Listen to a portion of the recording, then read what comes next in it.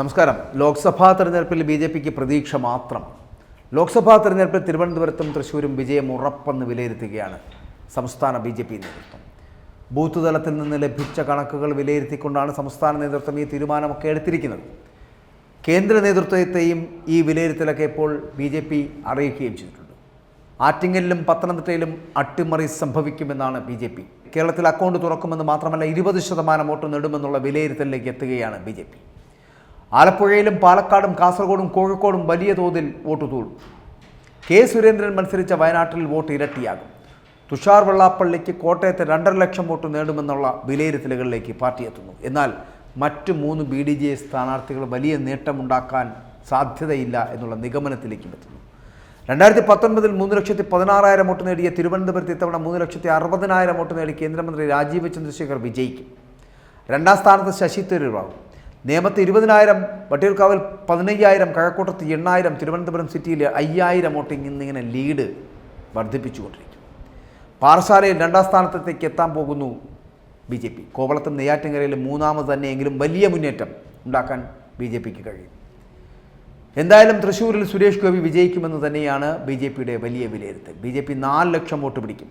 3,80,000 vote നേടി UDF ആയിരിക്കും 2ാം സ്ഥാനത്തേക്ക് എത്തുക.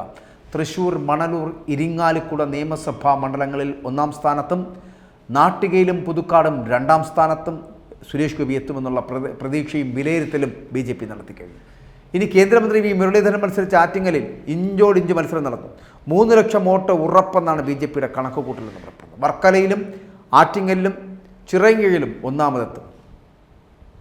മറ്റൊന്ന് പത്തനംതിട്ടയിൽ പോവുകയാണെങ്കിൽ അനിൽ ആൻ്റണി മുൻപ് കെ സുരേന്ദ്രൻ നേടിയ 2,97,000 വോട്ട് മറികടക്കുവാനുള്ള മുന്നേറ്റം നടത്തിയിട്ടുണ്ട് എന്നുള്ള കാര്യത്തിൽ സംശയമില്ല. ഓർത്തഡോക്സ് നായർ ഈഴവ വോട്ടുകൾ ലഭിച്ചാൽ അല്ലെങ്കിൽ അത് ഭിന്നിക്കുകയാണെങ്കിൽ അത് ബി.ജെ.പിക്ക് ലഭിക്കുമെന്നാണ് ബൂത്ത് തലത്തിൽ നിന്നുള്ള റിപ്പോർട്ടുകൾ എന്ന് പറയപ്പെടുന്നത്. പാലക്കാടും ആലപ്പുഴയിലും വോട്ട് വിഹിതം കുതിച്ചുയരുക തന്നെ ചെയ്യുമെന്ന് പറയപ്പെടുന്നു. സുരേഷ് ഗോപിക്ക് 4 ലക്ഷം വോട്ട് കിട്ടും. രാജീവ് ചന്ദ്രശേഖരന് 3,60,000 കിട്ടും. തിരുവനന്തപുരത്തും തൃശ്ശൂരിലും താമര വിരിയും. ഇതൊക്കെ ബി.ജെ.പിയുടെ പ്രതീക്ഷകളാണ് കേട്ടോ ഞാൻ പറയുന്നത്. ആറ്റിങ്ങലിലും പത്തനംതിട്ടയിലും അട്ടിമറി പ്രതീക്ഷ നടക്കുന്നുണ്ട്. ആലപ്പുഴയിൽ വോട്ട് കൂടും. പാലക്കാട് അത്ഭുതം സംഭവിക്കുവാനുള്ള സാധ്യതയുണ്ട്. വോട്ട് വിഹിതം എന്ന് പറയപ്പെടുന്ന 20% മുകളിലേക്ക് എത്തും. ബി.ജെ.പി ഇപ്രാവശ്യം കേരളത്തിൽ അക്കൗണ്ട് തുറക്കും. അത് തിരുവനന്തപുരത്തും തൃശ്ശൂരിലുമായിരിക്കും അത്തരത്തിൽ വലിയ സംഭവ വികാസങ്ങൾ ഉണ്ടാകാൻ പോകുന്നത്. മാത്രമല്ല 5 നിയോജക മണ്ഡലങ്ങളിൽ ബി.ജെ.പിയുടെ സാരഥികൾ വിജയിച്ചു വരും, സ്ഥാനാർത്ഥികൾ വിജയിച്ചു വരും. അവരായിരിക്കും ഇവിടെ നിന്നും ഡൽഹിയിലേക്ക് ലോക്സഭ തിരഞ്ഞെടുപ്പിൽ വിജയിച്ചു പോകാൻ പോകുന്നത് എന്നാണ് ബി.ജെ.പി കണക്കുകൂട്ടുന്നത്. പക്ഷേ ഈ കണക്കുകൂട്ടലുകൾ കേരളത്തിൻ്റെ ഭാഷയിൽ കൃത്യമായി നമുക്ക് നിർവചിക്കാൻ കഴിയുമോ? കഴിഞ്ഞ തിരഞ്ഞെടുപ്പിൽ ഈ 2024 നമ്മൾ ഏപ്രിൽ 26 കേരളത്തിൽ നടന്ന ലോക്സഭാ തിരഞ്ഞെടുപ്പിൽ ഭരണവിരുദ്ധ വികാരം പ്രതിഫലിച്ചിട്ടുണ്ട് എന്നുള്ള കാര്യത്തിൽ സംശയമില്ലല്ലോ. സംസ്ഥാന കേന്ദ്ര സർക്കാരുകൾക്കെതിരെയുള്ള കൃത്യമായ ഒരു ഭരണവിരുദ്ധ വികാരമുണ്ട്.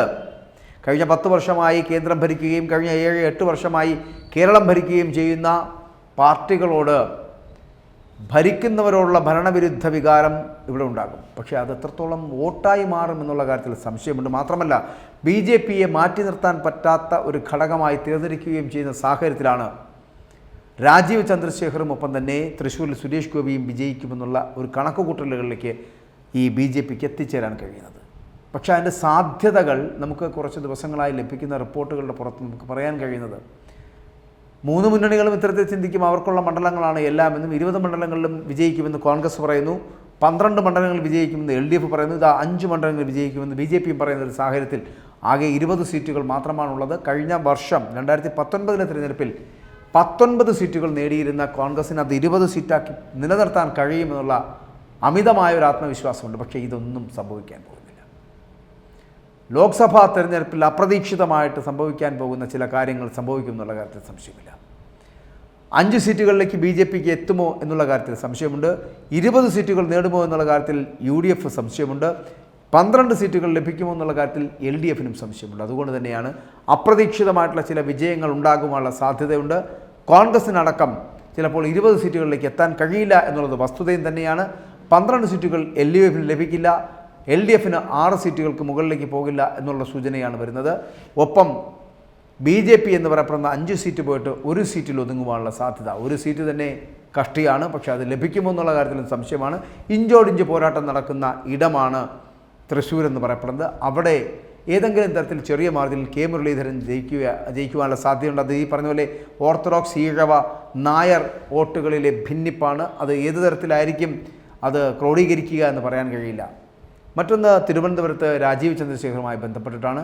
വിജയിക്കുവാൻ സാധ്യതകളുണ്ട് എന്ന് അവകാശപ്പെടുന്ന സ്ഥാനാർത്ഥികളിൽ ഒന്ന് മാത്രമാണ് രാജീവ് ചന്ദ്രശേഖർ. പക്ഷേ രാജീവ് ചന്ദ്രശേഖറിൻ്റെ വിജയം എത്രത്തോളം സാധ്യമാണ് എന്ന് പറയാൻ കഴിയില്ല. കാരണം അസാധ്യമാണ് എന്ന് പറയുന്നില്ല, പക്ഷേ സാധ്യമാണ് എന്ന് പറയാൻ കഴിയില്ല.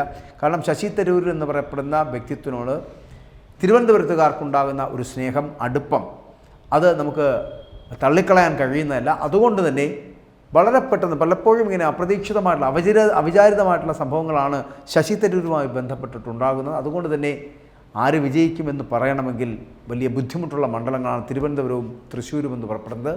എന്തായാലും മൂന്നും കക്ഷികളും ആകാംക്ഷയിലാണ് ആര് വിജയിക്കുമെന്നുള്ളത്. പക്ഷേ അവിടെ BJP മുന്നോട്ട് വെക്കുന്നത് ഞങ്ങൾക്ക് 5 സീറ്റ് കേരളത്തിൽ നിന്നാണ്.